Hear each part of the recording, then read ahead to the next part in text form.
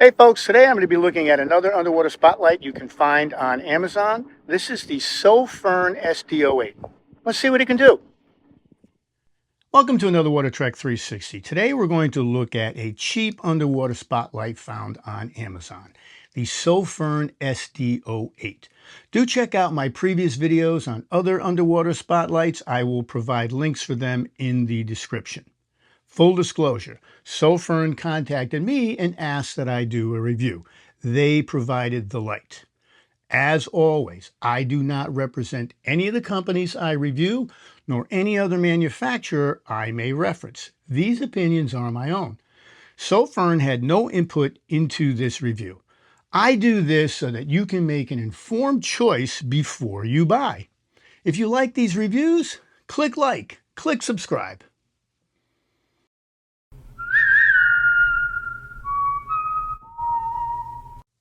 So let's look at the SOFIRN SD08. It's made out of T6 aluminum alloy with an IPX8 rating and depth rated to 100 meters. It's drop tested to 1 meter.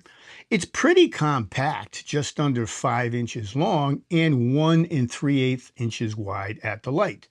With battery, it only weighs 7.1 ounces. It has double O-ring protection on the body cavity. Make sure you remove the little insulation tab though before first use. It comes with one 21700 unprotected battery with 5000 mAh with a Type-C charging slot in the battery. The SD08 is a rotary dial. You rotate to the right to scroll from low, medium, and high with a corresponding lumen of 300, 1000, and 3200. Scroll to the left for the RGB mode. There is no flashing SOS white light. It doesn't list a Kelvin or CRI, but it's a cool white. Again, not that I would use this for video. Anyway, it can be used on land, although it can get pretty hot on high. It has reverse polarity protection and temperature regulation, reducing brightness when it gets over 131 degrees Fahrenheit. The SD08 has a 12-degree spot beam angle and an overall spread of 72 degrees. The RGB ring doubles as a battery power indicator. Green when over 50%, solid red between 25 and 50%, and then flashing red when under 25%. As for accessories, it came in a box with a lanyard, some O-rings, Type-C cable, and a manual.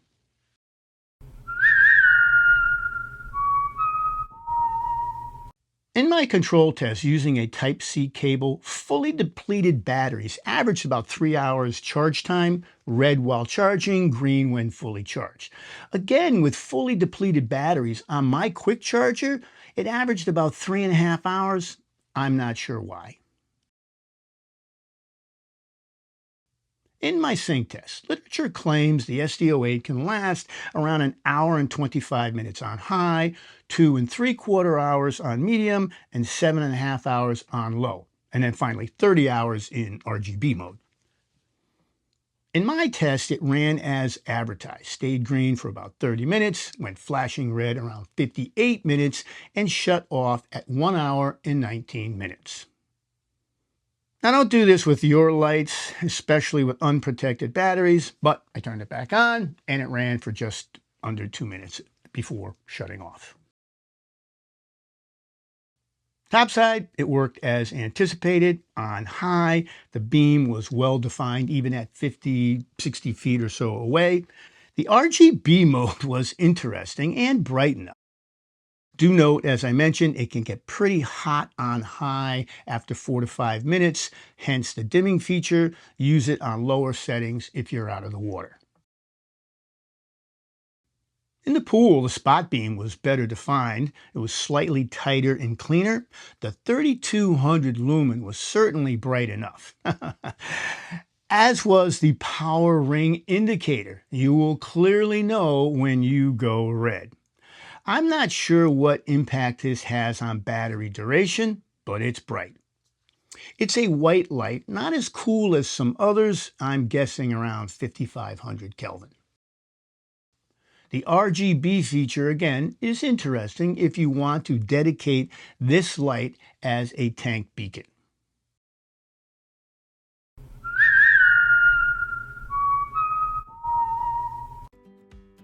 In my open water tests, the results were pretty good. The beam stayed tight on each one of the Lumens settings. That only makes sense due to my proximity to the rock and sponge formations. I tried to find deeper holes to play with, like these urchins.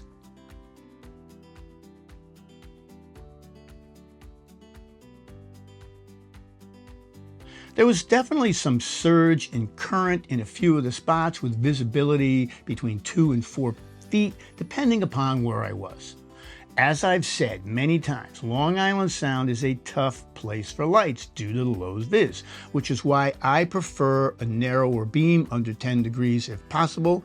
The SD08's 12-degree beam did a nice job punching through the silt.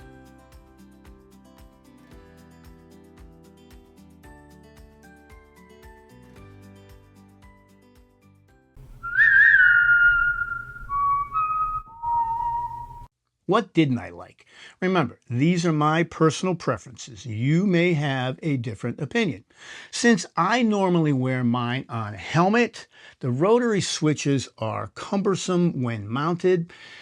This switch also goes from low to high. Just start me at high and I will dial it down if I want.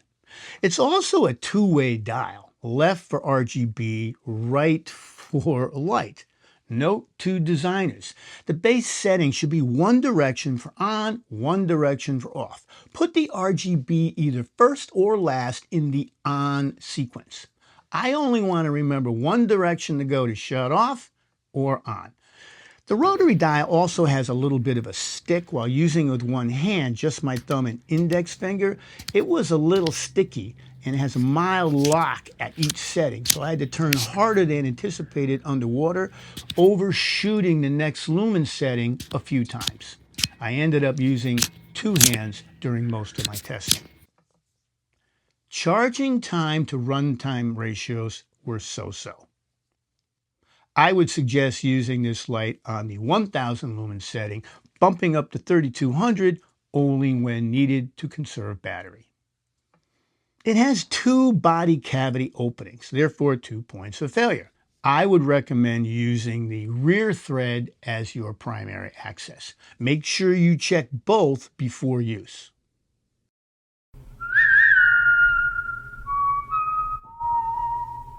So what did I like? It's really compact. The heat dimming is a great feature. The 12-degree beam did better than I expected. And oddly enough, the RGB is a nice feature.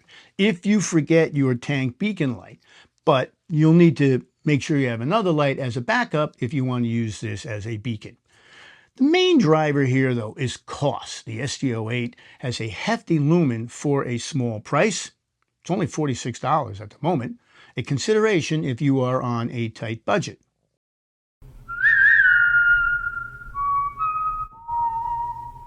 Bottom line, while your needs and body style preferences may differ from mine, for the price, the SD08 is worth a look. Higher lumen, lower price. It's hard to ignore. If you find another diving use for the RGB function other than a tank beacon, please let me know. Well, let me know what you think. As always, I'm happy to hear feedback. Anyway, my friends, as always, stay safe in your dive adventures and remember, go explore, get wet,